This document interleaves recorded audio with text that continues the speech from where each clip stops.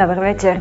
Утре до обяд над Северна и Източна България все още е възможен слаб дъжд. Над южната половина пък облачността ще намалее до слънчево. Няма да е задълго обаче, защото в следобедните часове ще започне ново заоблачаване. Температурите през деня ще са между 8 и 12 градуса. След обяд и над планините ще се заоблачи, но ще е без съществени валежи. По билата ще духа силен северозападен вятър, лавината опасност е голяма, затова не излизайте от обозначените писти. Днес на Балканите беше облачно и на много места валя дъжд. Утре на полуострова ще е почти без валежи. По-значителна ще е облачността над северната му половина, докато над южната ще намалява до слънчево време. Атлантически циклон е причина за облачността над Западна Европа. Утре там, както и над Централна, ще е облачно с валежи от дъжд.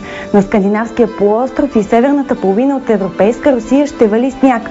В Италия и Испания ще е облачно, на места с слаби валежи.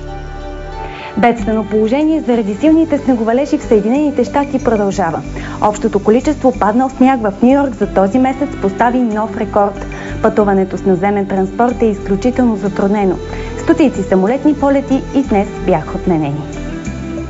У нас в понеделник ще е топло между 12 и 18 градуса, на отделни места и до 20. Във вторник ще остане топло, но от северозапад ще започне да нахлува студен въздух. На места ще завали дъжд.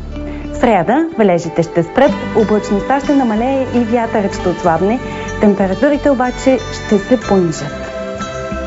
Това беше прогнозата за времето. Хубава съботна вечер!